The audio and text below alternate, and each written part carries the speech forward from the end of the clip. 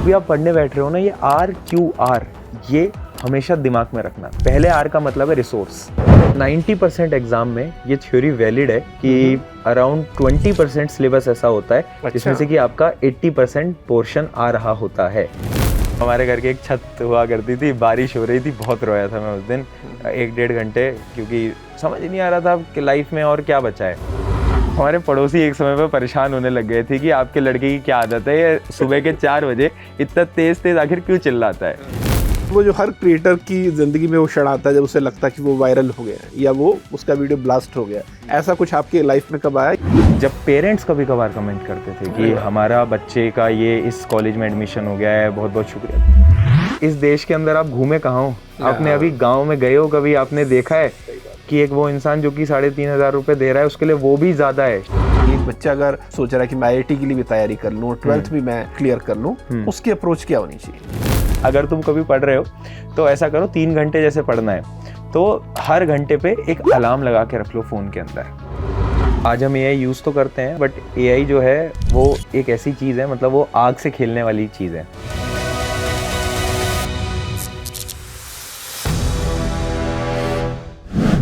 दोस्तों, live Hindustan podcast में आज जिस शख्स से हम आपको मिलवाने वाले हैं उनकी उम्र महज 23 साल है। मतलब जिस उम्र में बच्चों को उनकी सोसाइटी का गार्ड भी ठीक से नहीं पहचानता, उस उम्र में इनके करोड़ों फैंस हैं।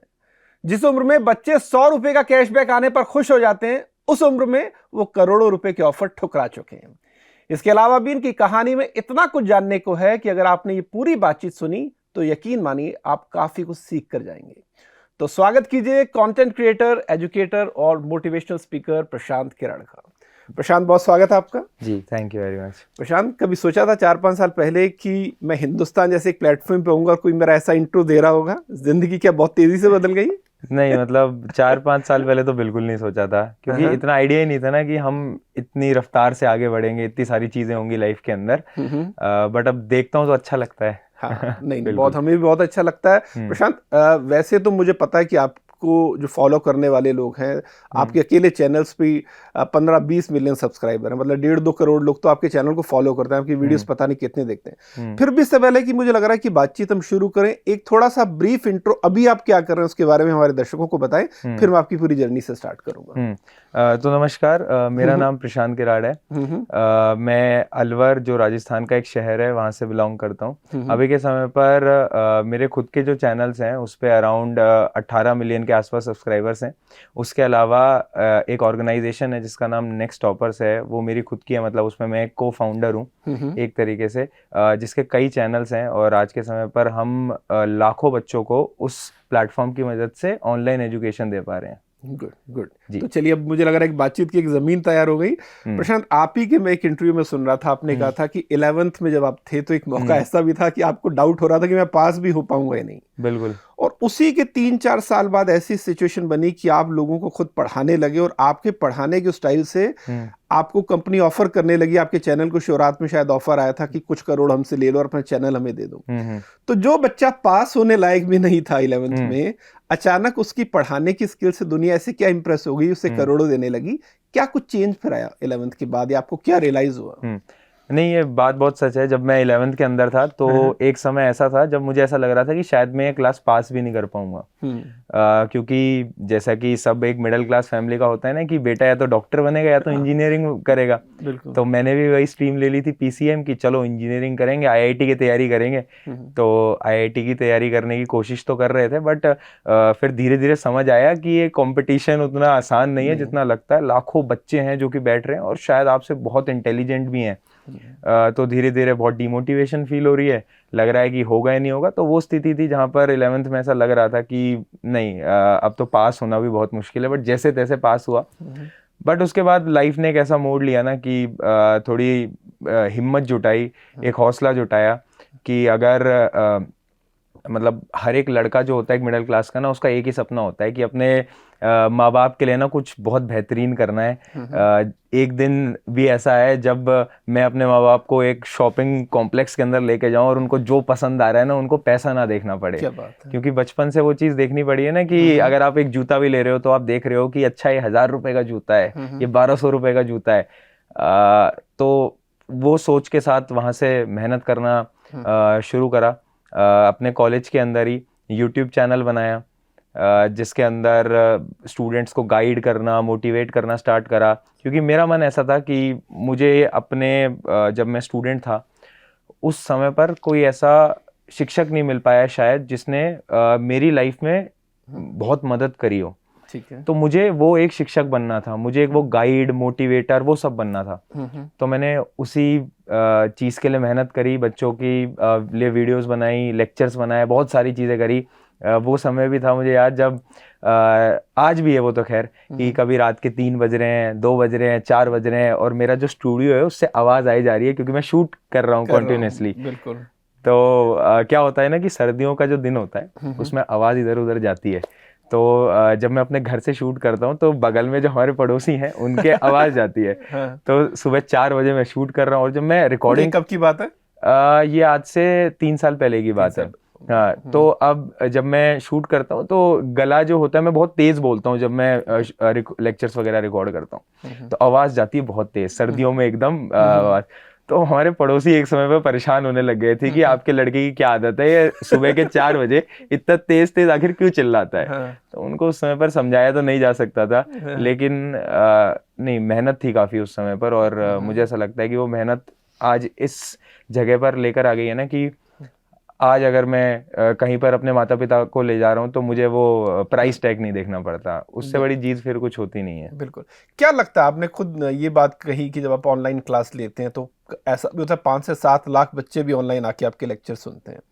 मेरा इसमें बड़ा एक बुनियादी सवाल ये है कि आप भी स्कूल में पढ़े, कॉलेज में पढ़े, आपने देखा क्या रीज़न है कि जो बच्चे हैं वो स्कूल टीचर से या कॉलेज में उस तरह अपने टीचर से कनेक्ट फील नहीं करते, और आपके जैसा 21, 22 या 23 साल का लड़का अगर कुछ पढ़ाने लगता है तो उनको फौरन वो बात समझ में आ जाती है। आपको क्या लगा, आपने क्या ऑफर किया जिससे बच्चों ने कनेक्टेड फील किया और वो चीज़ें बच्चे स्कूल में मिस कर रहे थे या कॉलेज में मिस कर रहे थे? मुझे ऐसा लगता है ना कि अगर एडुकेशन की हम बात कर रहे हैं ना तो वो बहुत ज़्यादा बोरिंग हो गई थी एक समय पर जाकर, कि एक बच्चे को अगर आप एक किताब दोगे तो वो कभी पढ़ेगा ही नहीं। वो कहता है कि इतनी ज़्यादा बोरिंग है, समझ नहीं आता। और ये बात सच भी है ना, आज का जो यूथ है, इवन मैं भी हूँ, तो हमारा जो अटेंशन स्पैन है ना वो बहुत कम हो गया है। हम क्या देख रहे हैं, हम रील्स देख रहे हैं, यूट्यूब शॉर्ट्स देख रहे हैं। अगर हम एक लॉन्ग वीडियो भी कोई देख लेता है ना, वो भी बहुत बड़ी बात है, वो ही नहीं देख पाते लोग, अटेंशन ही नहीं है। तो उस दुनिया के अंदर ना अगर आपको किसी को पढ़ाना है जो कि थोड़ी बोरिंग हो सकती है, तो आपको एक इंटरेक्टिव तरीके से पढ़ाना है। आपको उसका दोस्त बनना पड़ेगा, आपको ये बताना पड़ेगा कि चल तेरा बड़ा भाई यहाँ पर है, तू बैठ, मैं तेरे को समझा रहा हूँ स्टोरीज की मदद से। जैसे मैं बहुत सारे निमोनिक्स, बहुत सारी स्टोरीज लेकर आता हूँ, बहुत सारे कैरेक्टर्स लेकर आता हूँ। और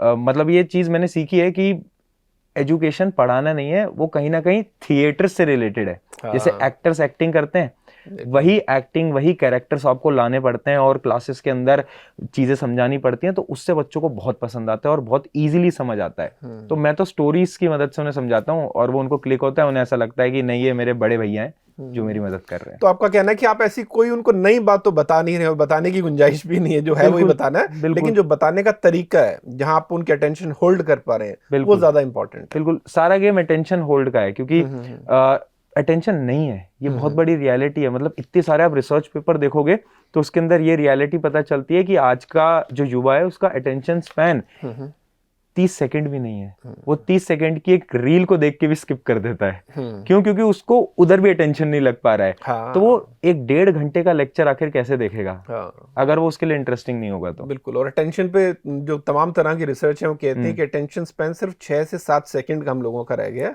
बिल्कुल। और 6 से 7 सेकंड में रील में देख के लोग डिसाइड कर लेते हैं इसे देखना भी है या नहीं देखना। बिल्कुल बिल्कुल। हाँ। तो इससे पहले कि मैं आपकी आगे की जर्नी की बात करूं, मैं वहीं 11th से स्टार्ट करता हूं। ठीक है। कि आप जब आपको लगा कि आप फेल होने की कगार पर आए, इतनी तैयारी नहीं है, लेकिन फिर उसके बाद आपने IIT क्रैक किया, फिर आगे भी आपने जो जितने हर्डल्स थे पार किए, वहां पर आपकी अप्रोच क्या थी पढ़ाई को लेकर? क्या आपने अपने आप को कहा और किस तरह से आपने अप्रोच दिखाई? ओके। इसके पीछे की ना एक पूरी कहानी है कि जब 11th क्लास में मैं था और मार्क्स अच्छे नहीं आ रहे थे और पूरी तरीके से आप डिमोटिवेटेड हो गए और आपको लग रहा है कि कुछ नहीं हो पाएगा, पर आपको ना लाइफ में एक बार मानना पड़ता है कि या तो आज मेहनत कर लो या तो कल मेहनत कर लो, क्योंकि एक बार तो एक इंसान को अपनी पूरे लाइफ में मेहनत करनी पड़ती है। चाहे आप वो अर्ली लाइफ में मेहनत कर लो 18 साल, 19 साल, 20 साल, या तो फिर आप वो 30 साल, 40 साल, कभी ना कभी तो आएगा जब आपको बहुत एकदम वो बोलते हैं ना रगड़ के मेहनत करनी पड़ती है। वो शब्द बहुत वैलिड है। तो वो मुझे अर्ली लाइफ में समझ आ गया। जब मैं 12th में आया, मैंने कहा नहीं अब तो करना पड़ेगा, अब नहीं करा तो कभी ना कभी लाइफ में बाद में करना पड़ेगा। अब सारी चीज़ों को भूल जाओ, फोकस्ड हो जाओ और लगकर पढ़ाई करते हैं। तो क्लास 12 से फिर मैंने सब कुछ छोड़ दिया। मैं भूल गया कि बहुत सारे डिस्ट्रैक्शन, दोस्त, कहीं घूमना जाना छोड़ दिया एकदम। और ये बहुत बड़ी सच्चाई है कि कोई हैक नहीं होता किसी भी एग्जाम को क्रैक करने का। हैक है मेहनत। मुझे याद है मैं 6-6 घंटे हर रोज पढ़ा हूँ 12वीं क्लास के अंदर, और बहुत मेहनत से मैं पढ़ा हूँ। तब जाकर वो एक इतना बड़ा एग्जाम जाके क्रैक हुआ, और जब वो क्लियर हुआ तो खुशी भी बहुत हुई। और जब कोई एग्जाम क्रैक हो जाता है ना, तो मुझे ऐसा लगता है कि एक स्टूडेंट खुद के लिए शायद कम खुश होता है, बट उसके जब मम्मी पापा एकदम प्राउड होके बोलते हैं ना कि मेरे बच्चे ने ये एग्जाम क्रैक कर लिया। अगले दिन अलवर का हमारा एक अखबार आया करता, तो उस अखबार में तस्वीर आई, तो पापा ने बड़े प्राउड होके सबको दिखाया। बस बिल्कुल, छोटे शहरों में तो मैं जानता हूँ, खुद मैं छोटे शहर से ही हूँ, कि वहां पर तो 10वीं या 12वीं में अगर टॉप कर जाओ या मेरिट में नाम आ जाए, ठीक है, और अखबार में आपकी तस्वीर आ गई, तो माँ बाप को लगता था ये चरम सीमा है सुख की। हाँ, वो हर एक गली मोहल्ले में जा जाके दिखा रहे हैं, मिठाइयाँ बंटवारे की देखो अखबार में बेटे की तस्वीर आई है। तो उससे बड़ा सुख कुछ हो नहीं सकता। बिल्कुल। तो स्ट्रैटेजी की अगर जो बात है ना कि मैंने क्या अलग करा, तो मुझे ऐसा लगता है कि स्ट्रैटेजी कुछ नहीं थी मेरे लिए, वो सिर्फ मेहनत थी। मेहनत करनी पड़ती है। अगर आपने सोच लिया है ना कि मुझे आज मेहनत करनी है, तो लगकर प्रयास में जुट जाओ, फिर चाहे कितनी ही परेशानी आए, आपको मेहनत करनी पड़ेगी। बिल्कुल। आपने किस्सा ये भी बताया था कि आप आईआईटी दिल्ली में एडमिशन चाह रहे थे, लेकिन कुछ आपसे टेक्निकल गलती है चॉइस फिलिंग को लेकर, जिसकी वजह से आपको आईआईटी दिल्ली नहीं मिला। आपने फिर अटेम्प्ट किया, और जब फिर अगली बार आपको फिर पता चला कि अरे आप तो दे ही नहीं सकते थे। वो क्या है? क्योंकि बहुत सारे बच्चों के लिए इंपॉर्टेंट है कि वो चॉइस फिलिंग पहले तो बताइए क्या है, और उसमें क्या गलती आपसे हुई और बच्चे उसे कैसे अवॉइड कर सकते हैं। तो हुआ क्या था कि जब क्लास 12 के बाद मेरा आईआईटी जे का एग्जाम क्लियर हुआ, तो उसके बाद सब खुश थे। ऐसा लग रहा था कि जीवन में बहुत कुछ हासिल कर लिया, अब इससे बड़ी क्या चीज हो सकती है। घर में कोई आईआईटीएन ही नहीं है, पहला आईआईटीएन घर में बन रहा है लड़का, तो सब खुश थे। तो उसके बाद हमें ये याद ही नहीं रहा, और हमें ये चीज़ पता भी नहीं थी, क्योंकि वो साल था जब ऑनलाइन उतना ज़्यादा नहीं था। तो उस समय पर एक चॉइस फिलिंग करके होता है। आपको आईआईटीज़ के अंदर, एक तो बहुत सारी आईआईटीज़ हैं अपनी कंट्री के अंदर, और उसमें बहुत सारी ब्रांचेज होती हैं इंजीनियरिंग की। तो आपको कॉलेज, ब्रांच, सब कुछ का एक ऑर्डर बनाना होता है, और उस ऑर्डर के हिसाब से आपको अलोकेट होती है कि कौन सी आईआईटी आपको मिलेगी, ये वाली इसकी ये ब्रांच मिल रही है। तो ऐसे तो कुछ पता था नहीं कि कैसे करते हैं। तो हमने तो सारी की सारी आईआईटी जो सेम ऑर्डर था उसमें सेव बटन दबा दिया। आगे पता नहीं था कि अच्छा इनको री ऑर्डर भी कर सकते हैं, अरेंज भी कर सकते हैं, क्योंकि इतनी नॉलेज थी नहीं, ऑनलाइन में उस समय पर कोई था नहीं। तो वो कर दिया। अब उसमें 7 राउंड होते हैं। पहला राउंड के अंदर मिलता है आईआईटी दिल्ली। अब जैसे ही आपको अलोकेट होता है तो आपको उस कॉलेज में जाना होता है, एक फॉर्म वगैरह भरना होता है। तो मैं गया अपने मेरे जो पिताजी हैं उनके साथ में गया वहाँ पर, दिल्ली आया, और दिल्ली में आकर आईआईटी दिल्ली का फॉर्म भर दिया। सब खुश, और एकदम मुझे याद है मेरे पिताजी ने तस्वीर खिंचवाई आईआईटी के सामने, आईआईटी का पीछे से टैग लगा हुआ है, और उसके सामने तस्वीर खिंचवाई। अब कुछ हो गया। अब हमें ये नहीं पता था कि आपको जब एक कॉलेज मिल जाता है उसके बाद आपके पास ऑप्शन होता है कि आप उसको फ्रीज कर दो वहीं पर ही, मतलब इसको फिक्स कर लो। ठीक है। हमें वो ऑप्शन के बारे में बिल्कुल भी आइडिया नहीं था उस समय पर। तो हमने सोचा कि मिल गया है, अब तो फॉर्म भी भर दिया है, इससे ज्यादा क्या करना होता है, फीस भी होती है। तो आपके शहर में आसपास रिश्तेदारी में ऐसा कोई नहीं था जिसे आप कंसल्ट कर पाते या वो आपकी सारी चीजें बता पाता? अब देखो, मेरा शहर जो है ना उसके अंदर इतने ज्यादा कोई आईआईटीएंस नहीं है, बट उतने नहीं है। और हमारे जो गली मोहल्ले हैं उसमें ऐसे भी कोई आईआईटीएन उस समय पर था नहीं। तो कोई था नहीं जो कि जिससे मैं कंसल्ट कर पाऊँ। पर उस समय पर ना काउंसलिंग का कुछ वो होता था कि आप पैसे दे दो लोगों को और वो आपकी पूरी चॉइस फिलिंग कर देते थे। तो उसकी फीस होती थी 10,000 20,000 रुपए। तो उस समय पर पता नहीं था कि इतना ज़रूरी है, और फिर सोचा कि इतने पैसे क्यों लगाने यहाँ पर, क्योंकि देखो रियलिटी है कि आपको चाहे आईआईटी मिल जाए, बट इस देश की आईआईटी फिर भी महंगी है, उनकी भी फीस बहुत महंगी होती है। तो फीस के लिए भी सोचा था कि चलो अब तो आईआईटी मिल गया, इसकी फीस देनी है, इसकी फीस दे के क्या करेंगे। तो वो कुछ करा नहीं। तो जो चॉइस फिलिंग करनी थी वो हमने नॉर्मली करके फॉर्म वगैरह भर दिया, और एक फीस होती है रजिस्ट्रेशन फीस, वो भी सबमिट करा दी वहाँ पर। ठीक है। अब लग रहा था कि मिल गया आईआईटी। फिर वो राउंड्स आगे बढ़ते गए, 3rd round, 4th round, 5th round, 6th round, और उस साल 7th राउंड भी था एक। तो लास्ट राउंड आया तो उसमें वो IIT चेंज हो गई और वो फाइनल राउंड में IIT आता है, IIT धनबाद, जो धनबाद के अंदर IIT है। तो अब मुझे समझ नहीं आया कि यहाँ कैसे पहुंच गया यहाँ कैसे पहुंच गया मैं। मेरे पास IIT दिल्ली थी जो कि मैंने फॉर्म भी भर दिया था, पर IIT धनबाद। फिर मैंने पूछा इधर उधर, तो मुझे पता चला कि अच्छा ये तो चॉइस फिलिंग ऐसे होती है और इसमें तो शिफ्ट होता जाता है। तो मैंने पूछा कि अब वो जब मुझे पहले मिला था वो नहीं मिलेगा? कहते हैं नहीं, अब तो ये फाइनल हो गया। तो फिर सब उदास हो गए। वो समय ऐसा था कि अब समझ ही नहीं आ रहा कि क्या किया जाए। फिर ऐसा लगा कि नहीं, अब कुछ नहीं कर सकते, कोई और ऑप्शन है वो देखते हैं। क्योंकि IIT धनबाद, मैं राजस्थान से आता हूँ, मेरे घर वाले भी मना कर रहे थे कि इतना दूर मत जाओ, दिल्ली तो फिर भी पास में है, इतना दूर जाओगे, कब घर आओगे, कब नहीं आओगे, क्योंकि आपके माता पिता को तो चिंता होती है ना कि इतनी दूर जाओगे और वो सब। तो बिल्कुल भी सब मना कर रहे थे कि इतनी दूर मत जाओ। कॉलेज अच्छा है, मैं ये नहीं कह रहा कि कॉलेज में कोई बुराई है, बट जाना नहीं था इतनी दूर, एक वो भी होता है। तो फिर उसके बाद इसी को ये जो IIT JEE का एग्ज़ाम होता है, इसकी जो स्टेज 1 होती है JEE मेन, इसी एग्ज़ाम से कुछ कॉलेजेस और होते हैं जो दिल्ली के होते हैं, जिनमें DTU आता है, NSIT आता है, ये कॉलेजेस होते हैं। तो इन कॉलेजेस के जो फॉर्म्स वगैरह हैं वो फिल करे और फिर इसमें एडमिशन मिल गया। हाँ, तो इसके अंदर अब एडमिशन मिल गया। बट वो है ना कि अंदर की जो भूख है वो तो IIT को पाने की है। हाँ, बिल्कुल। वो तो उसी के लिए तैयारी करी है। तो लगा कि यार नहीं, अब मिल तो गया है बट वो सेटिस्फेक्शन नहीं है। कॉलेज में जा रहे हैं तो मन नहीं लग रहा है, क्योंकि आपने वो सपना देखा है, पिताजी ने तो सबको बता दिया है कि IIT दिल्ली में हो गया, कि IIT दिल्ली में हो गया, और अब आप कह रहे हो कि IIT दिल्ली नहीं है अपने पास। हाँ, तो फिर लगा और लोगों को टेक्निकल डिटेल आप समझा नहीं सकते कि अब वो क्या इतनी डिटेल मैं आपको सच बता रहा हूँ कि मैं किसी को भी समझाऊंगा ना तो वो शायद इस बात पे विश्वास ही नहीं करेगा कि अच्छा ये सब भी होता है क्या। तो इतना कोई समझा नहीं सकता। अब ये सारी चीजें हो गई, अगला साल मेरा शुरू हुआ, तो मैंने कहा कि नहीं, अब ऐसा करते हैं, एक बार फिर तैयारी करते हैं, एक बार फिर देते हैं एग्जाम। अच्छा। हाँ, मैंने सोचा एक बार फिर तैयारी करेंगे और फिर देंगे एग्जाम, क्योंकि कॉलेज मेरा चल रहा है, वो कॉलेज मेरा स्टार्ट हो चुका है, फर्स्ट ईयर मेरा चल रहा है। मैंने कॉलेज जाना कम कर दिया, और वो साल था जब कोविड स्टार्ट हुआ था, तो कॉलेजेस भी 2020 की बात। हाँ, तो कॉलेजेस भी एकदम बंद हो गए थे, घर पे आ गए थे हम सब।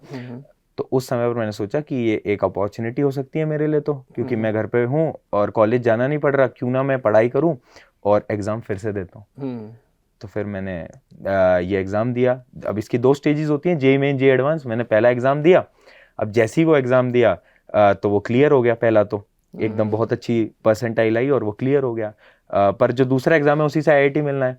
अब वो दूसरे एग्ज़ाम का वो दिन जब उसका फॉर्म आता है, वो फॉर्म ऑनलाइन आपको फिल करना होता है। मैंने उस फॉर्म पे अपना रोल नंबर डाला और उस पर साफ साफ एक लाइन आती है, यू आर नॉट एलिजिबल, आप ये एग्ज़ाम का फॉर्म नहीं भर सकते। तो मैं सोच रहा कि इस एग्जाम के लिए मैं तैयारी कर रहा हूँ, मेरा एक निकल चुका है, तो मैं दूसरे राउंड का फॉर्म क्यों नहीं भर सकता। ये तो बहुत अजीब सी बात हो गई। फिर सर्च करा गूगल पे, इधर उधर बात करी, तो पता चला कि अगर आपको पिछले साल कोई IIT मिल चुका होता है तो आप अगले साल IIT का पेपर नहीं दे सकते। अरे, ये एक रूल होता है। और आपको ये बात भी नहीं पता? ये बात नहीं पता थी कि अगर आपको IIT मिल चुका है, और ये बात मैं आपको बताता हूँ 99% लोगों को नहीं पता होती, क्योंकि इस तरह की कोई कोशिश नहीं करता। बट एक रूल है कि अगर आपको IIT मिल चुका है, आपने वो हटाया नहीं था वहां से नाम, तो फिर आपको अब दूसरी बार नहीं, पेपर नहीं दे सकते आप। तो इस टाइम तक तो आपको लग रहा होगा कि आपके खिलाफ कोई भगवान या ऊपर वाला साजिश तो नहीं कर रहा? नहीं, मैं मतलब बोलते हैं ना कि लड़के रोते नहीं है। हाँ। बट उस समय पर मुझे याद है कि वो आंसू फिर रुके नहीं थे। सच में समझ सकता हूँ मैं, क्योंकि अब ऐसा नहीं कि अब घर वालों के सामने तो वैसे भी नहीं रो सकते, थोड़ा अजीब सा लगता है। तो हमारे घर की एक छत हुआ करती थी, बारिश हो रही थी, बहुत रोया था मैं उस दिन 1-1.5 घंटे, क्योंकि समझ ही नहीं आ रहा था कि लाइफ में और क्या बचा है। क्योंकि दुनिया मेरे लिए वही थी। मतलब आज वो देख के लगता है कितनी छोटी चीज के लिए रो रहा था यार, बैठ के, कि एक एग्जाम नहीं निकला उसके लिए बैठ के रो रहा है। बट उस समय पर मेरे लिए दुनिया थी कि यार नहीं, मुझे यही एग्जाम लाना है, मुझे इसी कॉलेज के अंदर जाना है, मेरे लिए तो पूरा संसार ये है, चाहे उससे कुछ मिले ना। बट उस समय पर मान के बैठा था। तो ऐसा लग रहा था कि नहीं, अब तो कोई ना कोई तो साजिश है मेरे लिए, कि भगवान भी नहीं चाहते कि ये कॉलेज में मैं जा पाऊँ। मम्मी पापा का कुछ था नहीं। मतलब इससे पहले आप बातचीत आगे बढ़ाओ, आपने एक बड़ी अच्छी बात की और मुझे लग रहा है कि लाखों बच्चों के लिए वो समझना बड़ा जरूरी है। आपने कहा कि उस मोमेंट पे मैंने रियलाइज किया कि जिस चीज को मैं एक लाइफ मान के चल रहा था वो जिंदगी नहीं थी, जिंदगी में इसके अलावा भी बहुत कुछ है। आजकल हम देखते हैं इतने बच्चे जो कोटा जाते हैं तैयारी करने, और फिर वहाँ स्ट्रेस है, वहाँ कंपटीशन है। ऐसे आप अपने शहर में हो सकता है टॉपर हो, लेकिन आप हिंदुस्तान के टॉपर से कॉम्पीट कर रहे हो, वहाँ कर जाकर आपका कॉन्फिडेंस डाउन हो जाता है और बच्चे फिर बड़े डिप्रेशन में चले जाते हैं। क्या ऐसे बच्चों को मैसेज देना चाहेंगे अगर इन्हें एक सर्टेन पॉइंट पे लगता भी है कि नहीं यार मैं इस चीज के लिए नहीं बनाऊं, तो उसी को अपनी लाइफ ना मान ले और ये सोचें कि लाइफ इसके बियॉन्ड भी बहुत कुछ है? देखो होता क्या है कि हमें हमेशा ना मेहनत करने पे फोकस करना है। जब एक समय निकलेगा, जब वो आगे आपकी जिंदगी आगे बढ़ेगी, तो आप पीछे मुड़ के देखोगे और आपको ऐसा लगेगा कि कितनी छोटी सी चीज थी जिसके पीछे हम परेशान हो रहे थे, हम रो रहे थे, बट वो चीज आज आपके लिए वो वैल्यू करेगी भी नहीं, वो इतनी बड़ी भी नहीं होगी। बट हाँ, उस समय पर बुरा लगता है, उस समय पर बुरा लगता है। तो वो एक ऐसी एक प्यारी लाइन भी थी ना कि क्यों डरना कि क्या होगा, क्यों डरना कि क्या होगा, अगर कुछ नहीं हुआ तो तजुर्बा होगा। तो वो तजुर्बा जो है वो तो मिल ही जाएगा आपको, कुछ सीख तो आपको मिल जाएगी। ये टीनेज लव की तरह कुछ कि 14-15 साल में आदमी को जो प्यार होता है और किसी वजह से ब्रेकअप हो जाता है, उसे लगता है जिंदगी बर्बाद हो गई, और 5-7 साल बाद आप हंस रहे होते हो, फिर आप हंस रहे होते हो, आप सोच रहे होते हो कि ये क्या करते थे, हम बैठ के। बिल्कुल बिल्कुल। तो फिर आपने उस चीज से कैसे ओवरकम किया? उसके बाद जब आपको लगा कि नहीं अब तो आप फिर IIT दिल्ली के लिए नहीं कर सकते हैं, है ना, तो फिर आपने आगे किस तरह से अप्रोच किया लाइफ को? नहीं, मैं बिल्कुल सच बताऊंगा कि उस समय पर तो बहुत डिमोटिवेशन हो गई थी। तब तक आपने YouTube चैनल खोला हुआ था या नहीं खोला था। उस समय पर एकदम डिमोटिवेशन हो गया था, लग रहा था कि अब तो कुछ नहीं कर पाऊंगा लाइफ के अंदर, कुछ समझ नहीं आ रहा था। और एक समय ऐसा होता है जब आप वो दुख अपने पेरेंट्स को भी नहीं बता सकते जाके कि कैसा फील हो रहा है, क्योंकि आप पूरी तरीके से अब तो आप शेयर नहीं कर सकते वो चीज़ किसी से कि आपको कितना बुरा लग रहा है। आपके पेरेंट्स आपसे बोल रहे हैं कि कोई बात नहीं, बट वो मेरे लिए वो चीज़ बड़ी थी। तो मैं शायद उस चीज़ से मुझे थोड़ा समय लगा, बट मुझे वो एक छोटी सी वो घटना याद आती है ना कि एक समय पे मैं जा रहा था और एक छोटा सा लड़का था हमारे जिस गली मोहल्ले में मैं रहता था उसी के पास में एक वो छोटा सा लड़का था, एक घर बन रहा था और उस घर के अंदर ना वो जो ईंट वगैरह लगाते हैं वो पूरा उसका काम कर रहा था। वो बहुत छोटा लड़का था और वो काफ़ी बीमार था, बट उसके बाद भी वो काम कर रहा था। तो वहाँ पर बैठा हुआ था, मैं उसको बहुत देर से देख रहा था। मैं उसके पास गया, मैंने कहा कि यार तेरी तबीयत खराब है, इतनी मेहनत में इतनी गर्मी में तू ये काम कर रहा है, मत करे ना, क्या हो गया, मतलब इतना क्यों कर रहा है? सही बात है। तो उसके बाद वो जवाब देता है कि भैया देखो क्या है कि जीवन में हाथ पैर एकदम सही हैं, अगर मैं काम नहीं करूँगा तो मेरा घर कौन चलाएगा, है ना। उसके पिताजी थे नहीं, तो उसको वो घर चलाना है अपना, उसको पैसे कमाने हैं 4 ताकि वो खाना खा सके। और उसने वो लाइन बोली ना कि मेरे जीवन में कहाँ प्रॉब्लम है, इतनी परेशानियों में है, और वो मुझसे बोलता है कि मेरे जीवन में कहाँ समस्या है भैया, मेरे पास तो हाथ है पैर है, मैं सही तरीके से चल पा रहा हूँ फिर पा रहा हूँ, तो मेरे जीवन में कहाँ समस्या है। उसको देख के मुझे लग रहा है कि मैं एक एग्जाम के लिए रो रहा हूँ और ये लड़का जो कि जीवन में इतना परेशान है उसके बाद भी ये बोल रहा है कि कहाँ प्रॉब्लम है। प्रॉब्लम तो उनके जीवन में जिनके शायद हाथ नहीं है, जिनके शायद पैर नहीं है, जो कि किसी ना किसी बीमारी से सही बात है बीत रहे हैं। मतलब फर्क सिर्फ नजरिए का है ना, फर्क सिर्फ नजरिए का है। बहुत अच्छी बात। तो उस समय पर लगा कि नहीं, ये तो बहुत छोटी चीज़ है, अगर जब तक मैं फिट हूँ, मैं एकदम सही हूँ, सारी चीज़ें सही चल रही हैं, तो हार क्यों माननी है फिर कुछ ना कुछ तो करते हैं। तो उसी टाइम पे डिसीजन लिया था कि YouTube चैनल स्टार्ट करेंगे। और वीडियो उसमें जो मैंने पहले की वीडियोस बनाई थी वो थी यही काउंसलिंग रिलेटेड। अच्छा, बच्चों को मैंने बताया था कि अगर आप जेईई का एग्जाम दे रहे हो अगले साल तो ये गलतियां मत करना, ये काउंसलिंग होती है और ये काउंसलिंग में ऐसे फेल करना होता है। ओके, ये आपका पहला वीडियो था? ये पहले वीडियोस थे और इसमें मैंने काफी बच्चों को, जैसे उसमें कमेंट्स वगैरह आते थे तो उनको फोन पे समझाया भी था कि ऐसे काउंसलिंग करना है, क्योंकि मैंने वो गलती करी, मेरे लिए वो बहुत बुरा था, मैं चाह रहा था किसी और के साथ ना हो, क्योंकि आपकी पर्सनल अटैचमेंट थी उस मुद्दे के साथ ना। बिल्कुल।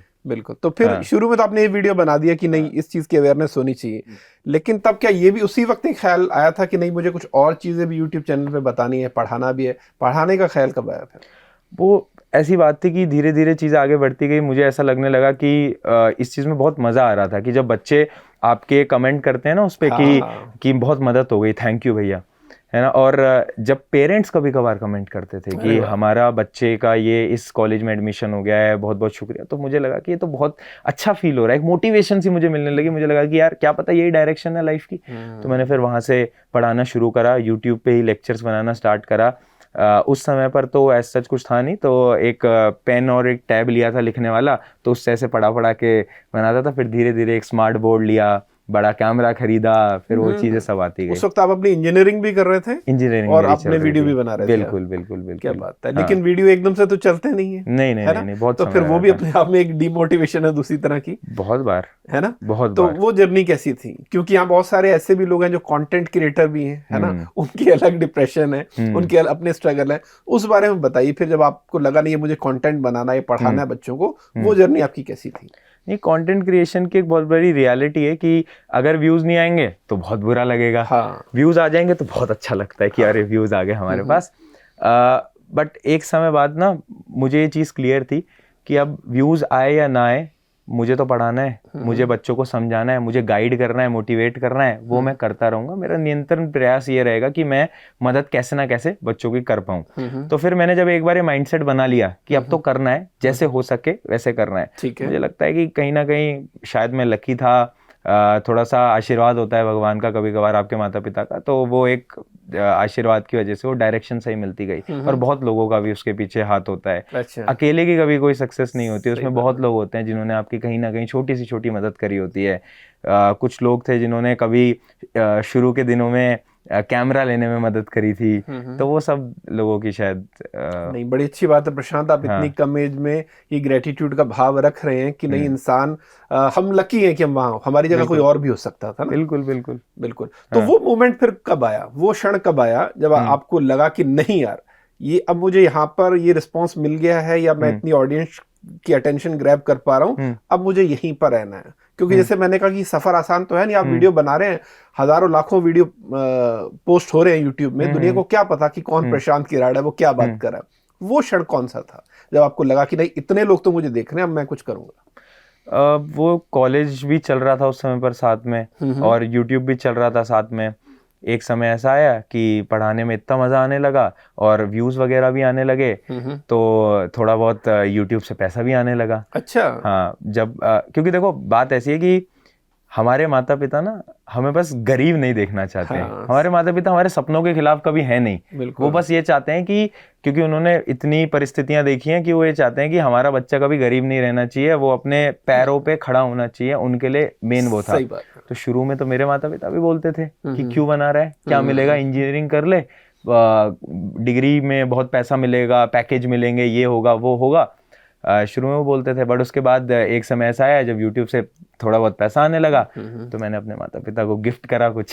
तो फिर उसके बाद लगा कि उनको भी कि ठीक है, अब ये थोड़ा सोचने समझने में और पैसे कमाने में ठीक हो गया है, तो अब ये खुद से कुछ कर सकता है। तो वो एक समय आता है जब, क्योंकि लोग कहते हैं कि पैसे से कुछ नहीं होता, बट मुझे ऐसा लगता है कि शायद आपकी 99% प्रॉब्लम पैसे से सॉल्व हो सकती हैं। ये बहुत बड़ी सच्चाई है। हाँ बिल्कुल। नहीं, ये वही बात कहते हैं, थोड़ा पैसा कमाया नहीं होता कि पैसे से कुछ नहीं होता। हाँ। सब कुछ, लगभग सब कुछ हो जाता है पैसे से। आपकी परेशानियां खत्म हो जाती हैं। यहाँ तक कि आप किसी का भला भी तब तक नहीं कर सकते जब तक आपके पास पैसा ना हो। बिल्कुल बिल्कुल। जो वही रिश्तेदार जो आपसे कह रहे हैं कि आपको पहले बिल्कुल भी मतलब आपसे बात नहीं करना चाहते, बिल्कुल इग्नोर कर रहे हैं, ये सारी चीजें पलटती हैं समय के साथ। अब वो तीसरे रिश्तेदारों को बता रहे होते हैं कि वो तो मेरा भांजा है, वो मेरा भतीजा है। बिल्कुल ठीक है। वो फिर इधर उधर बताते हैं कि हाँ ये तो हमारे नोन में है, ये तो वो है, ये तो वो है। तो ये होता है बिल्कुल।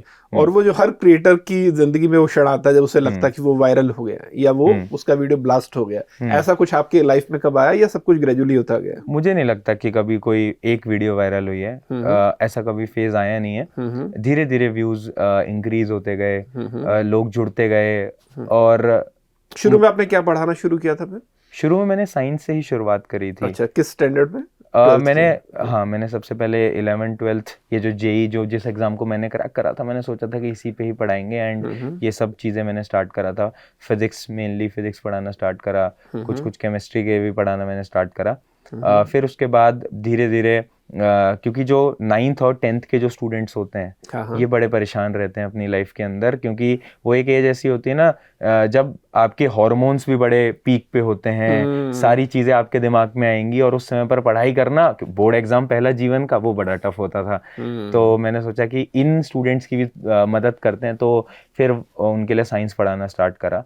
पर कोई ऐसा क्षण नहीं है जब मुझे ऐसा लगा कि वायरल हो गया है। मुझे ऐसा लगता है कि वो टाइम के साथ आया है, कोई एक वायरलिटी नहीं मिली, वो तो टाइम के साथ ग्रेजुअली इंक्रीज होता गया।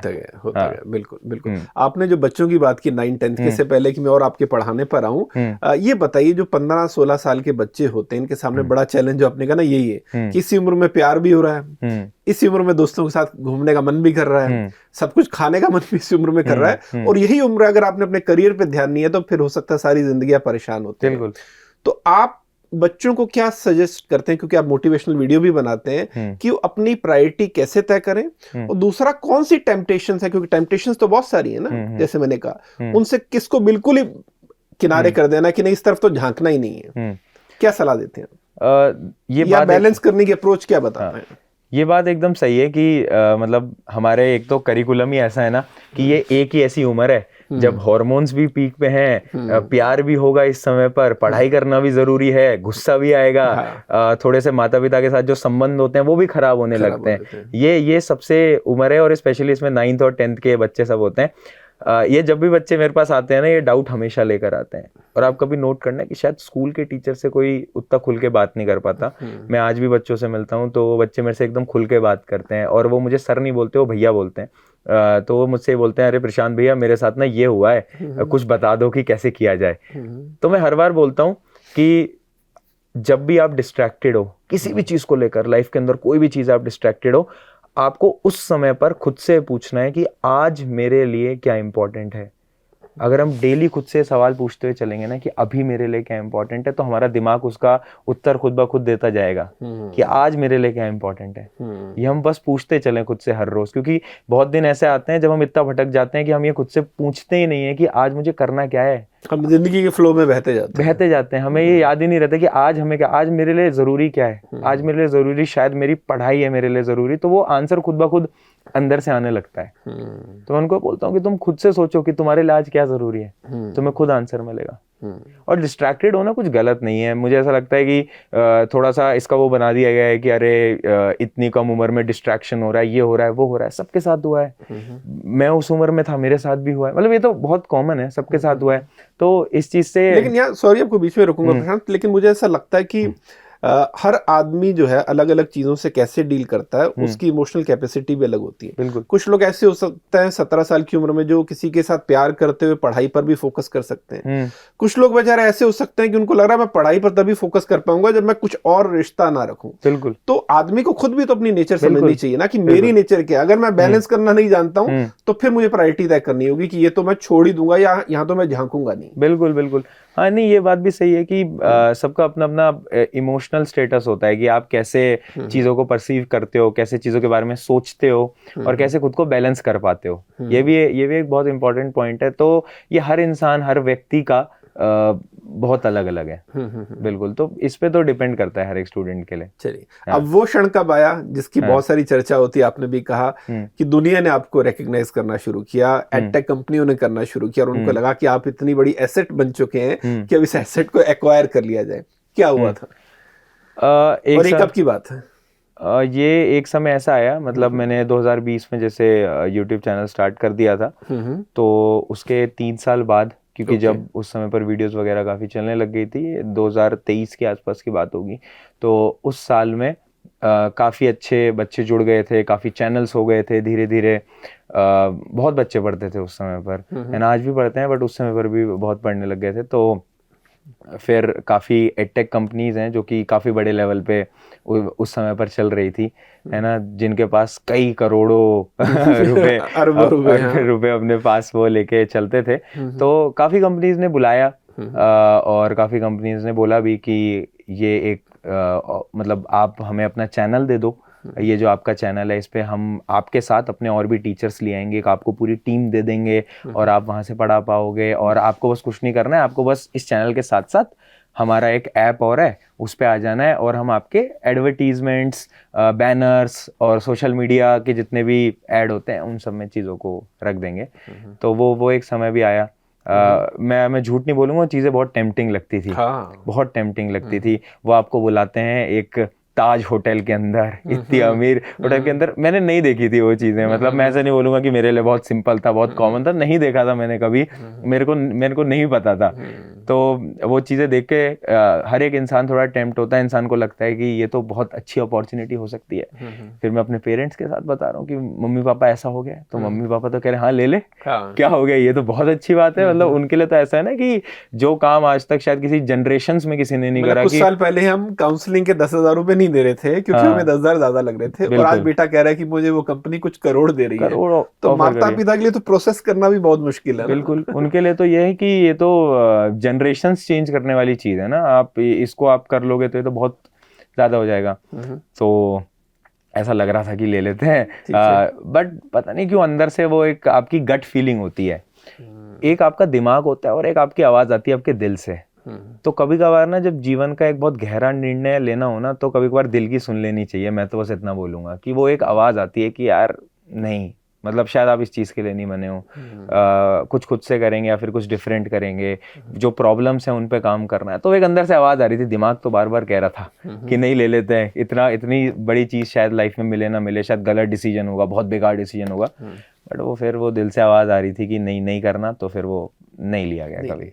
नहीं, लेकिन ऐसे मामलों में क्या होता, आपने कहा कि मुझे गट फीलिंग आ रही थी कि मुझे ऑफर नहीं लेना, क्योंकि आपको किसी भी वजह से ठीक नहीं लगता। वजह ये भी हो सकती है यार मेरी फ्रीडम चली जाएगी, या मैंने अपने बच्चे की तरह इसको पाला पोसा, मेरा उस पर कोई हक नहीं रहेगा, ये लोग पता नहीं मुझसे क्या करवाएंगे, ये एक फियर भी रहता है। बिल्कुल। लेकिन दूसरी तरफ वो टेम्पटेशन भी, जैसे मैंने कहा कि करोड़ों रुपए कंपनियां दे रही हैं, और उस टेम्पटेशन के लिए आप ही को खुश नहीं होना, माँ बाप को भी तो कन्विंस करना है, खुद को ही कन्विंस नहीं करना। तो पेरेंट्स को कन्विंस करना कितना मुश्किल था, और क्या वो हुए थे या नहीं हुए, या विद द टाइम हुए? शुरू में तो वो नहीं हो पा रहे थे, उन्होंने बोला कि इतनी अपॉर्चुनिटीज को छोड़ना है तो बहुत ही बेकार चीज हो जाएगी, ऐसा तो नहीं करना बिल्कुल भी। बट धीरे धीरे उनका ऐसा हुआ कि चलो जैसा तेरी मर्जी है वैसा कर, लाइफ के अंदर डिसीजंस तू ले ही लेगा खुद से। बट मुझे ऐसा लगता है कि मैं बहुत लकी हूँ कि मेरे पेरेंट्स ने कभी चीज़ों के ऊपर इंटरफेयर उतना नहीं करा, कभी मुझसे बोला नहीं कि सिर्फ यही करना है या सिर्फ वो ही करना है। डिसीजन मेरे खुद के ही रहे हैं हमेशा से ही ना लाइफ के अंदर, तो इसलिए उन्होंने एक दो बार तो बोला कि अरे ले ले। मैंने कहा कि बहुत मुश्किल लग रहा है, ये हो जाएगा वो हो जाएगा, तो फिर हार मान के उन्होंने कहा कि जैसा तेरी मर्जी तू ऐसा कर, जो तुझे सही लग रहा है तू ऐसा कर। तो फिर उनका ठीक है नहीं लेंगे। लेकिन तब तक आप अपने YouTube चैनल से इतना तो कमा रहे होगे कि आपके लिए अपना सर्वाइवल या जो भी बेसिक नीड्स हैं वो तो आपके निकल रही होंगी। आप ये समझिए वो 2023 का साल था जब मेरे कॉलेज का फाइनल ईयर चल रहा था। तो मेरा फाइनल ईयर था, उस समय पर प्लेसमेंट्स होती हैं कॉलेज के अंदर, तो कंपनियां आ रही हैं काफी, और ये एक अलग चीज है और YouTube एक अलग चीज है। 3 चीजें हैं आपकी जिंदगी के अंदर, और आपको किस डायरेक्शन में जाना है वो बहुत मुश्किल था।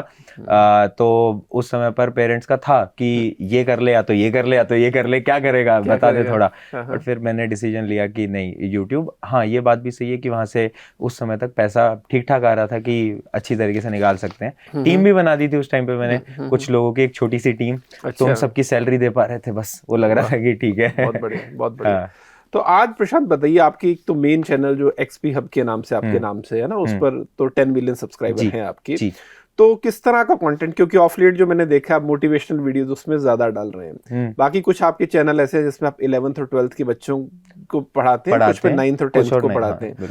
तो किस तरह का कंटेंट उन पे देते हैं, और आपके पेड कंटेंट भी होगा, उसके बारे में थोड़ा डिटेल में बताइए कि कितनी चीजें अपने चैनल्स पे आप बताते हैं और कितनी चीजें फिर जो आपके कोर्सेज हैं वो आप कोर्सेज के थ्रू अपने या बुक्स के थ्रू आप देते हैं। तो बेसिकली जो 9th 10th और 11th 12th के डिफरेंट चैनल्स हैं उनके ऊपर तो लेक्चर्स जाते हैं, हर साल लेक्चर्स आते हैं, उनमें इम्प्रूवमेंट्स भी होती हैं थोड़ी थोड़ी। लेक्चर्स आपके होते हैं? मेरे लेक्चर्स होते हैं, मैं ही उन पे पूरी साइंस पढ़ा रहा हूँ। जैसे 11th 12th में मैं फिजिक्स के लेक्चर्स डाल रहा हूँ, 9th 10th में पूरे साइंस के लेक्चर डाल रहा हूँ। तो वो सब जाता है। जो मेन चैनल आप बात कर रहे हैं उसके ऊपर मेनली वो कोई क्लास के स्टूडेंट्स के लिए नहीं होता कि 9th 10th 11th 12th, वो वीडियोज होती हैं हर एक स्टूडेंट के लिए कि अगर आप 13 साल से 20 साल की उम्र के अंदर हो, अगर आप अपनी टीनेज लाइफ के अंदर हो, तो क्या क्या चीज़ें आपको ध्यान में रखनी चाहिए। उसके अंदर बहुत सारे डिफरेंट पर्सपेक्टिव्स होते हैं, तो वो सारी वीडियोस वो होती हैं जो कि एक स्टूडेंट की मदद कर पाएगा अपनी लाइफ के लिए। क्योंकि मुझे ऐसा लगता है कि पढ़ाई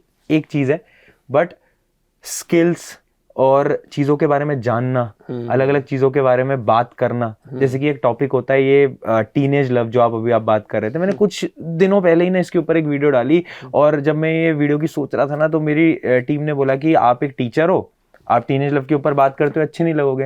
मैंने कहा मैं क्यों अच्छा नहीं लगूंगा बात करता हूँ? अगर मैं बात नहीं करूंगा तो फिर जो इतने स्टूडेंट्स हमें देख रहे हैं, उनकी ये जो प्रॉब्लम से वो जूझ रहे हैं, उनके बारे में उनको कौन बताएगा, कौन उनकी मदद करेगा? तो उस पे वीडियोस ऐसी होती हैं जो कि हर एक स्टूडेंट की मदद कर पाए। बाकी पे तो लेक्चर्स। आपने स्टूडेंट की मदद की बात की, तो हम स्टूडेंट से जुड़े, चूंकि मौका है हमारे लिए भी कि आप आए हुए हैं और आपकी इतनी फॉलोइंग भी है, तो स्टूडेंट से जुड़े जो कुछ मसले उन पर हम बात कर लेते हैं। सबसे बड़ा चैलेंज जो बच्चों को लगता है कि यार चीजें याद नहीं होती हैं, है ना? तो उसके लिए आप क्या बच्चों को सलाह क्या देते हैं? जो ज्यादातर बच्चों की प्रॉब्लम है कि पढ़ तो लिया, याद नहीं हो रहा, या फोकस नहीं कर पा रहे हैं। ये बहुत कॉमन प्रॉब्लम है कि पढ़ लेते हैं पर उसके बाद याद ही नहीं रहता। तो मैं हर एक स्टूडेंट को ये बोलता हूँ कि ये मैं भी अपने समय पर ये चीजें फॉलो किया करता था। सबका अलग अलग ना पढ़ने का एक तरीका होता है, और सबका ब्रेन जो है वो डेवलप भी बहुत डिफरेंट तरीके से हुआ है। बचपन से क्या क्या चीजें उसने देखी हैं, कैसे उसने सीखा है। तो जैसे प्रैक्टिकली मेरे लिए जब भी मैं किसी चीज को पढ़ रहा हूँ और मैं उसमें साथ साथ में उसको लिखता रहता हूँ, मेरा हाथ मूव करता रहता है, तो वो मेरे ब्रेन के अंदर चीज जल्दी इंफॉर्मेशन स्टोर होती है। जो कि साइंटिफिकली कहीं ना कहीं प्रूवन भी है, बट सबके लिए काम नहीं करता। कुछ लोगों के लिए, जैसे मैं हूं और बहुत ऐसे लोग हैं, अगर आप साथ साथ में लिखते रहोगे, आपका हैंड मूवमेंट रहेगा चीजों के बारे में, तो वो जल्दी स्टोर होता है, तो आप भूलते नहीं हो। बट कुछ ऐसे लोग होते हैं जिनका कि माइंड इतना शार्प होता है जो कि एक बार पढ़ते हैं और उनको याद हो जाता है। फोटोजेनिक मेमोरी है, वो थोड़े डिफरेंट हो जाते हैं। बट मैं ऐसा कभी था नहीं, क्योंकि मैं तो देखो बैक बेंचर रहा हूँ, मैंने वो एक रात पहले ही पढ़ के पास हुआ हूं मैं। तो मेरे लिए जरूरी रहता था कि मैं लिखता रहूं और साथ साथ में चीज समझता रहूं। और दूसरी चीज है कि मैं प्रेफर करता था कि मैं किताब से ज़्यादा वीडियोस, लेक्चर्स, उनसे थोड़ा समझ लेता था, तो वो मेरे लिए थोड़ा जल्दी मुझे समझ आता था। तो ये दो चीज़ होती हैं, क्योंकि जब हम किसी चीज़ को पूरा देख रहे होते हैं तो वो मतलब वो सिग्नल्स हमारे ब्रेन तक जाते हैं ना, तो वो फास्ट रहता है और मेमोरी सही दिमाग के हमारे ब्रेन में इमेजेस बन जाती हैं। बिल्कुल। लेकिन यहाँ पर प्रशांत एक चैलेंज जो है ना ऑनलाइन पढ़ाई में, जो मैं बिना यूं कहूं कि मैं तो उस तरह से नहीं बच्चों की तरह पढ़ रहा, लेकिन एक चैलेंज जो समझ सकता हूँ वो ये कि अगर कोई बच्चा ऑनलाइन क्लास ले रहा है, उसके पास टैबलेट है या हर किसी के पास लैपटॉप या डेस्कटॉप तो है ही। अब बच्चा आया तो था डेस्कटॉप या लैपटॉप, उसने यूज किया कि ऑनलाइन क्लास करेगा या पढ़ाई से जुड़ा कुछ करेगा, लेकिन जैसे मैंने कहा कि डिस्ट्रैक्शन भी दुनिया यहाँ पर लेकर बैठी है। हर कोई अपनी स्टॉल लगाकर बैठा है कि चलो 2 मिनट इंस्टाग्राम पे रील देख लेते हैं, लेकिन वो 2 मिनट कब 2 घंटे हो गए आपको पता नहीं लगा। तो ये बच्चे भी आपसे शिकायत करते होंगे ना कि सर आए तो YouTube पे आपका वीडियो देखने थे, लेकिन उसके बाद हमने और 3 घंटे क्या देख लिया, हमें पता नहीं लगा। ये कितना, एक तो इसको ये चैलेंज तो है, इस पे आप क्या सलाह देते हैं बच्चों को? नहीं, ये बहुत बड़ी रियलिटी है कि आते तो लोग YouTube पे लेक्चर देखने के लिए, बट उसके बाद इधर उधर मिलता है और फिर उन्हें 1 घंटे बाद याद आता है। कपिल शर्मा शो देख गए 2 घंटे पता नहीं चला। फिर उन्हें 2 घंटे बाद याद आया कि हम यहाँ कैसे पहुंचे। फिर उन्हें अचानक से याद आता है कि अरे हाँ, हमें तो पढ़ने जाना था। तो ये बहुत बड़ी प्रॉब्लम है, ये बच्चे, मतलब हर बच्चे की प्रॉब्लम है ये तो मैं हर बच्चे को ये बोलता हूँ कि आप क्या करो ना, मतलब इसमें 2 चीजें हैं। आप क्या करो कि ना आपका जो मोबाइल फोन है जिसमें आप ये सारी चीजें कर रहे हो, इसमें डिस्ट्रैक्शन है, इसी में पढ़ाई है, ठीक है। तो इसको सही प्रकार से यूज कैसे करना है ना, हमें वो सीखना पड़ेगा। ये मोबाइल फोन इतना बड़ा डिवाइस है, सबको पकड़ा तो देते हैं हम छोटी उम्र के अंदर, बट उसको सही तरीके से यूज कैसे करना है ना, वो चीजें बताई नहीं जाती। तो अब जैसे कि मैं एक बहुत छोटे छोटे हैक्स बताता हूँ स्टूडेंट को। क्या हैक्स है बताइए? हाँ, तो मतलब मैं वो हैक्स बता रहा हूँ कि अगर तुम कभी पढ़ रहे हो तो ऐसा करो, 3 घंटे जैसे पढ़ना है तो हर घंटे पे एक अलार्म लगा के रख लो फोन के अंदर। तो जैसे इमेजिन करो कि अचानक से YouTube के ऊपर पहुंच गए आधे घंटे बाद, 45 मिनट बाद, और वो YouTube पे हैं। अब आप YouTube स्क्रॉल करे जा रहे हो, कुछ और देखे जा रहे हो, तो जब वो आपका अलार्म बजता है ना, तो वो आपके लिए एक मैसेज होता है कि नहीं, आपको पढ़ने जाना था बट आप यहाँ पर आ गए हो। ट्राई करो शुरुआत में हर घंटे पे ना वो अलार्म सेट कर लो, जो भी आपका पढ़ने का टाइम है। उससे क्या होगा, उससे बार बार आपको याद आता रहेगा और कुछ दिनों में फिर आदत लग जाएगी। तो ये एक बहुत इंपॉर्टेंट तरीका है। और दूसरा एक और तरीका है इस पे, हमारा ब्रेन कैसे काम करता है वो समझना पड़ेगा। जो हम देखते हैं वो हम सीखते हैं। आज मुझे हिंदी बोलना आता है, क्यों? क्योंकि बचपन से मेरे घर के अंदर इसी लैंग्वेज में बात हो रही है। कोई पंजाबी बोल रहा है तो शायद उसके घर के अंदर वही लैंग्वेज यूज हो रही है।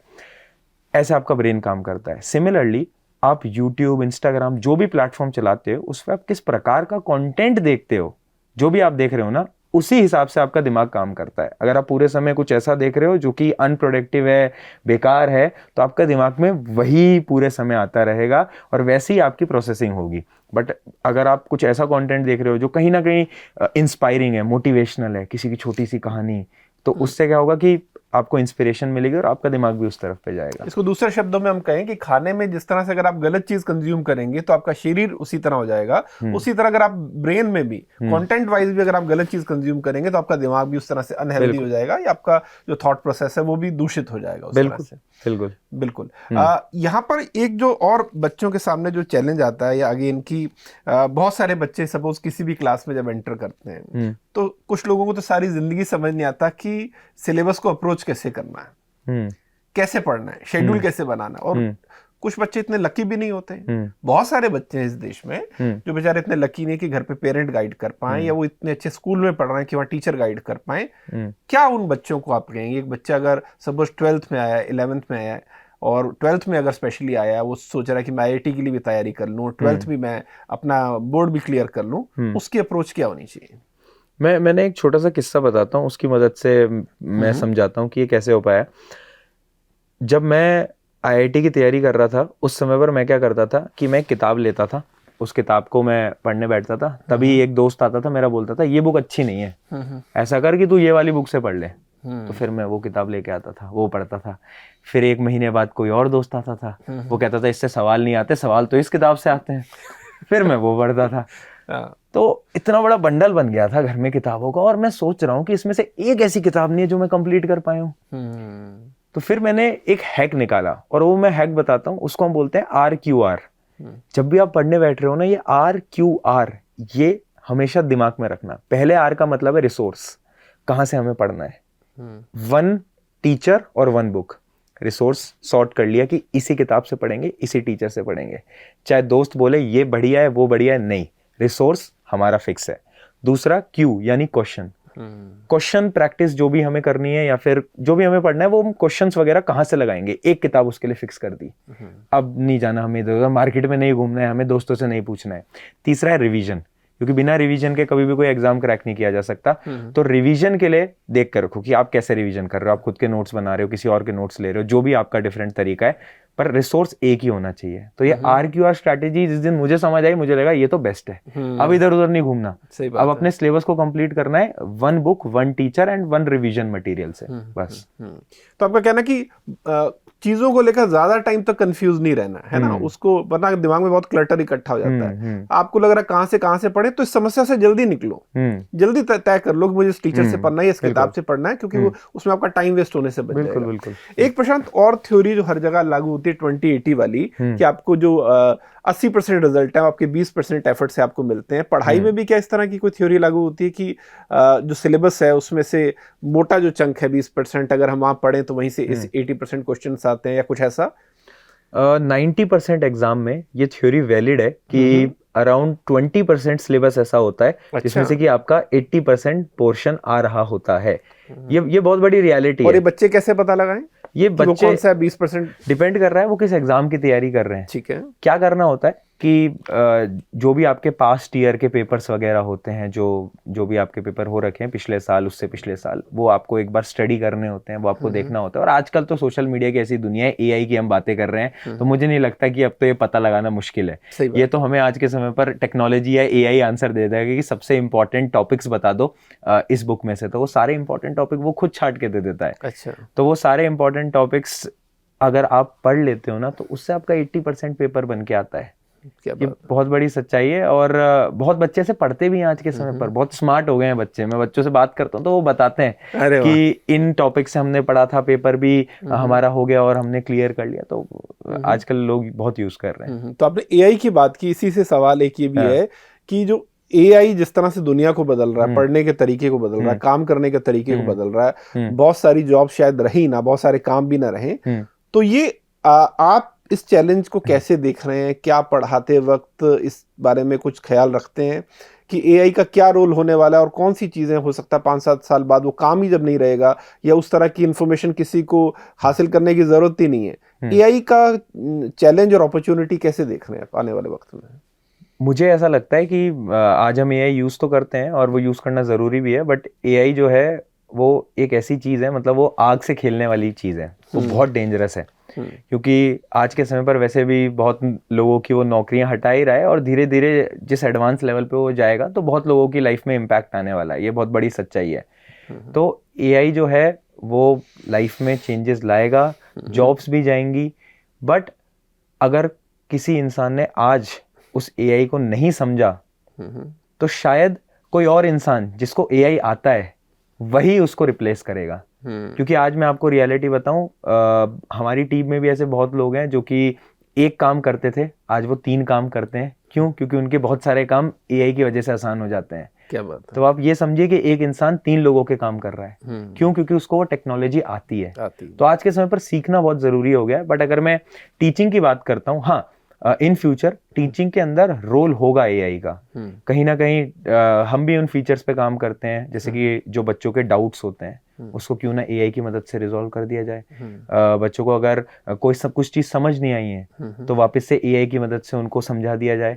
तो ऐसे चेंजेस आएंगे, बट एक टीचर की भूमिका एआई चेंज करेगा, मैं तो ऐसा नहीं मानता।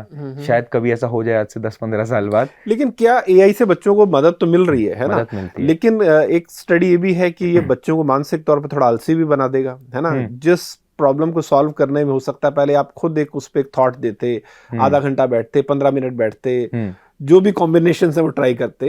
अब जब एआई आपको पता आपकी मदद के लिए है तो आप उस सारी प्रोसेस से अपने आप को बचा ले जा रहे हैं। लेकिन क्या ये आपको मानसिक तौर पे आलसी भी नहीं बना रहा बच्चों को? बिल्कुल बिल्कुल। थोड़ी चीजों को आसान बनाने से क्या होता है, ये तो मोबाइल फोन ने भी सबसे पहले यही करा था कि जैसे मोबाइल फोन आया, गूगल आया, तो शायद हम जो छोटी सी कैलकुलेशंस जो हम खुद से किया करते थे वो कैलकुलेटर पे आ गई। उसके बाद जो छोटा सा दिमाग हम खुद लगाया करते थे वो गूगल पे आ गया। अब वो काम एआई की मदद से हो रहे हैं।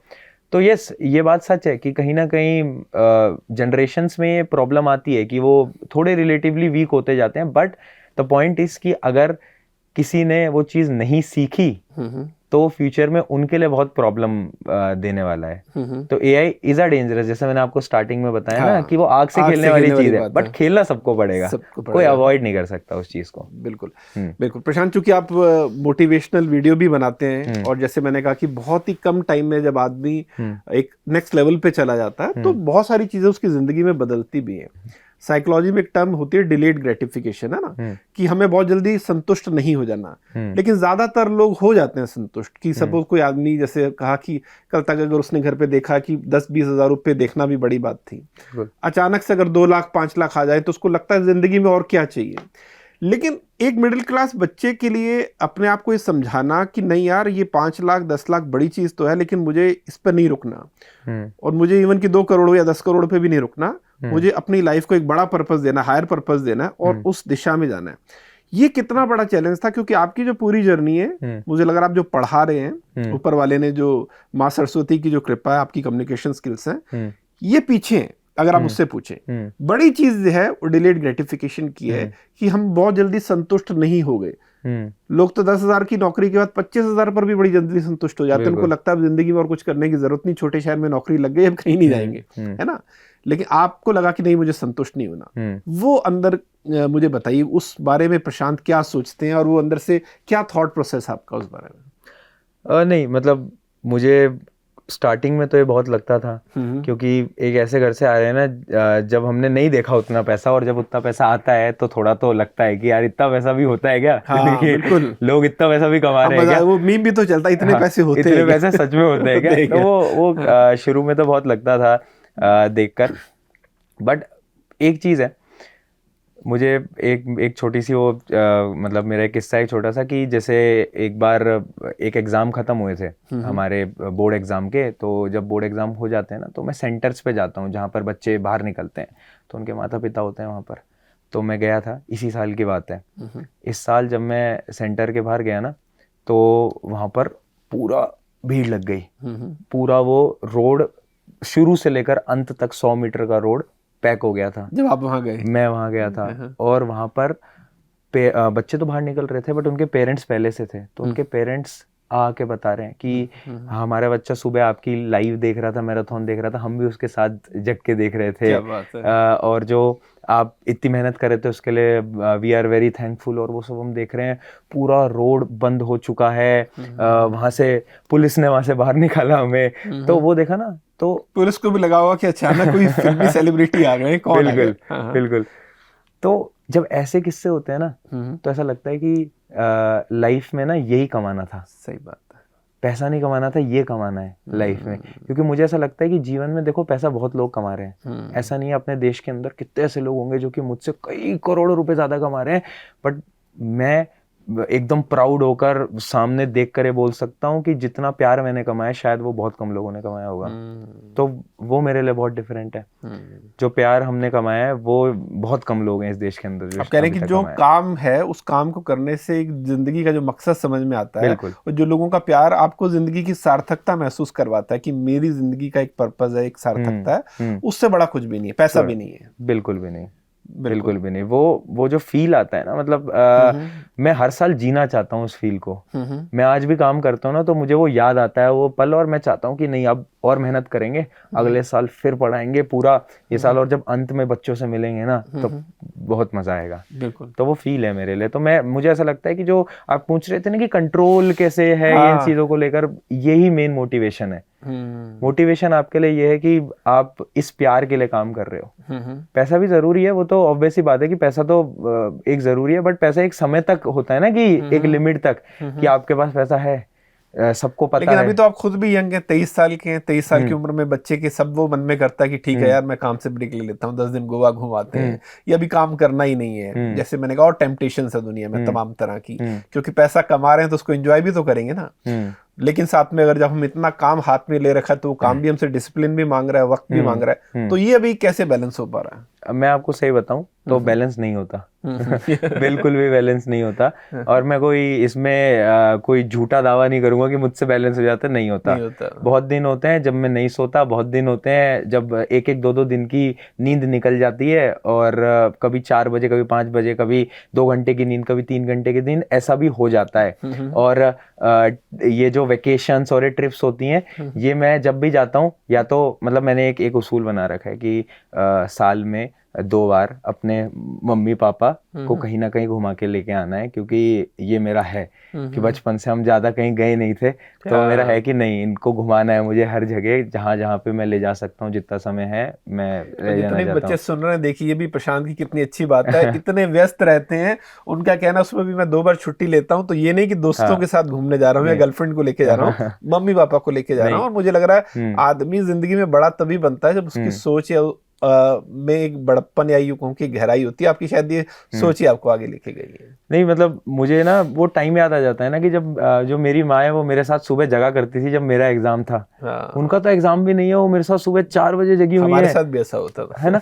मतलब मम्मी लोगों की बड़ी एक ऐसी होती है कि बच्चा सो ना जाए। हाँ, उनका ये होता था कि वो सो ना जाए पढ़ता कहीं, इसलिए वो जागते हैं। उनका एग्जाम नहीं है, बट वो 4 बजे जग रही है, मेरे लिए चाय बना के ला रही है कि चाय पी लो, कि अब सोना नहीं है, पढ़ाई करनी है, एग्जाम में जाके देना है। तो उन्होंने जो इतनी मेहनत करी है, पापा ने जितनी मेहनत करी है, मुझे नहीं लगता कि उतना तो मैं जीवन में क्या ही कर लूंगा। तो इसलिए बस ये प्रयास रहता है कि हर साल में, समय कम रहता है, बट 2 ट्रिप्स ऐसी हो जाएं जिसमें कि अच्छी तरीके से। बिल्कुल। ये अब आपका जो ये एक्सपी हब है और बाकी जो आपके चैनल्स हैं, एक तो पहले हम ये बताइए कि इसका भी मॉड्यूल क्या है, इसका बिजनेस मॉडल क्या है? आप बच्चे आपसे किताबें भी खरीदते हैं, आप कोर्सेज भी आप सेल करते होंगे, क्या कुछ है वो? बेसिकली सबसे पहले तो YouTube है, YouTube पे लेक्चर्स वगैरह जाते हैं। ठीक है। दूसरी चीज है कि हम बच्चों के लिए बुक्स वगैरह काफी लेकर आते हैं ऑफलाइन जगह। और कौन लिखता है इन किताबों को? किताबें हमारी, मतलब मैं खुद ही क्वेश्चंस वगैरह सारे, और थ्योरेटिकली मैं, बट और टीम भी है, क्योंकि एक टीम होती है जो कि पूरी चेक करती है कोई एरर तो नहीं आ गया है, मिस्टेक्स वगैरह, वो पूरी एक टीम चेक करती है। बट ऑथर मैं ही हूँ। ठीक है। जो हम बुक्स लॉन्च करते हैं, इसमें भी हमारा बहुत समय जाता है। तो वो बुक्स वगैरह आती रहती है, 9th 10th 11th 12th different books आती रहती हैं हर साल में। 2 या 3 किताब तो हम लॉन्च कर ही देते हैं, आप ऐसा मान लो, हर साल में इतनी किताब हो जाती हैं। तो वो है। बाकी हमारा एक ऑर्गेनाइजेशन है नेक्स्ट टॉपर्स के नाम से, तो उसमें हम ऑनलाइन कोर्सेज जो होते हैं वो सब देते हैं बच्चों को, वो भी 9, 10, 11, 12 के जितने भी स्टूडेंट्स हैं उसमें वो जो भी उन्होंने स्ट्रीम ले रखी है 11, 12 के अंदर, कॉमर्स, ह्यूमैनिटी, साइंस, उन सब के डिफरेंट कोर्सेज प्लेटफॉर्म पे होते हैं हमारे। और ये सब अफोर्डेबल रहते हैं? हाँ, ये प्राइजेस तो हमने बहुत मतलब मिनिमम टू मिनिमम कर रखी है। हम अगर एक साल का बैच भी आप बात करोगे जहाँ पर अप्रैल से स्टार्ट होता है और जनवरी तक पूरा बैच चलता है, जनवरी फरवरी तक, तो उस एक बैच की प्राइस 3,500 रुपए से भी कम होती है। अच्छा, अरे तो क्योंकि वो ऑनलाइन बैचेस हैं और हमें ऐसा लगता है कि जितना अफोर्डेबल आप कर सकते हो उतना अफोर्डेबल कर देना चाहिए। और इस चीज़ से पर्सनली मैं तो बहुत रिलेट करता हूँ और मुझे ऐसा लगता है कि मतलब लोग बोलते हैं ना कभी कभार कि जैसे हम बहुत लोगों से मिलता हूँ आज के समय पर, मैं तो कुछ लोग बोलते हैं 3,500 का बैच है, इसको 6,000 का कर दो, कोई फर्क तो नहीं होगा, सही बात है, बट आपका रेवेन्यू बहुत इंक्रीज हो जाएगा। पर मैं कह रहा हूँ कि आप इस देश के अंदर आप घूमे कहाँ हो? आपने अभी गांव में गए हो कभी? आपने देखा है कि एक वो इंसान जो कि 3,500 रुपए दे रहा है उसके लिए वो भी ज्यादा है? शायद हमें लग रहा है वो कम है, बट ऐसे बहुत बच्चे हैं देश के अंदर जिनके लिए वो बहुत ज्यादा है आज भी। तो वो शायद वो 6,000 जाते ही ना, बहुत बच्चे ले ही नहीं पाएंगे वो कभी। तो वो बस एक चीज़ है जिस वजह से हम प्राइजेस वगैरह सब बहुत नॉर्मल रखते हैं और कम रखते हैं जितना रह सकता है। और आखिर में कोई मैसेज जो आपके इतने बच्चे हैं, इतने स्टूडेंट्स हैं, लाखों आपको सुनने वाले, करोड़ों सुनने वाले, अगर उनको जो भी आपके दिल में 2-3 बातें हैं दिल से, क्या उनको कहना चाहेंगे? जो बच्चे 13, 14, 15, 16, 20 जितने भी साल के हैं आपको सुनते हैं, क्या उनको मैसेज लास्ट में देना चाहेंगे? मैं सबसे बस इतना ही बोलना चाहूँगा कि ये लाइफ तुम्हारी है, इसको एंजॉय भी करना है। बस इतना याद रखना कि जीवन में ना तुम सब कुछ बेहतरीन करने के लिए बने हो। ये मत सोचना कि कभी कभार हमें ऐसा लगता है कि हम नहीं कर पाएंगे, हम कंपेयर करने लगते हैं कि हमारे दोस्त ने ये कर लिया, इसने ये कर लिया। तुम सब कुछ बेहतरीन करने के लिए बने हो, बस खुद पे भरोसा रखना। कभी भी वो जो सेल्फ कॉन्फिडेंस है ना खुद का, उसको डाउन मत होने देना। क्योंकि अगर आज मैं यहाँ खड़ा हूँ ना, मैं 11th में कहाँ था और आज मैं कहाँ हूँ, तो तुम लोग इससे भी बहुत ऊपर जा सकते हो, बस इतना याद रखना। चलिए, बहुत शुक्रिया प्रशांत। और मुझे एक बार फिर से कहते हुए बड़ा अच्छा लग रहा है कि आज की तारीख में जब लोग इतने डिस्ट्रैक्टेड रहते हैं, एक मेरे सामने 22-23 साल का लड़का बैठा है, इतनी कम उम्र में आपने जिंदगी को ना सिर्फ साधा है। और होता क्या है आज के टाइम में, जिन लोगों ने भी पूरी बातचीत सुनी, समझना कि अच्छी बातें करना बहुत आसान होता है। आप 10 मोटिवेशनल वीडियो सुन लीजिए, 3 किताबें सुन लीजिए, तो हर कोई आदमी प्रवचन दे सकता है। लेकिन जब आप अपनी अच्छी बातों को जिंदगी में उतारते हैं और कुछ बनते हैं, तो उस आदमी की बात में वजन होता है। प्रशांत आज इसलिए यहाँ बैठे हैं और इनकी बातें मैं भी इसलिए ध्यान से सुन रहा हूँ क्योंकि उन्होंने वो सारी चीजें अपनी जिंदगी में उतारी। अगर ना उतारी होती तो शायद वो वहां ना पहुंचते जहां पहुंचे हैं। तो इसलिए भी आपकी बातों की ज्यादा कदर है। थैंक यू सो मच प्रशांत, और उम्मीद करते हैं कि आप यूं ही जिंदगी में नए मकाम हासिल करें और बच्चों को यूं ही मोटिवेट करें। और जो आपका एक पर्पस है कि ऐसे बच्चे खास तौर पर जो शायद आर्थिक तौर पर उतने संपन्न नहीं, अफोर्ड नहीं कर सकते, उनके लिए आप इस तरह से आपने जो बहुत कम फीस रखी हुई है उनको आप साथ में लेके चलने की कोशिश कर रहे हैं, तो उनका साथ कभी आप छोड़े ना। यही हमारी उम्मीद भी और दुआ भी। Thank you so much. Thank you.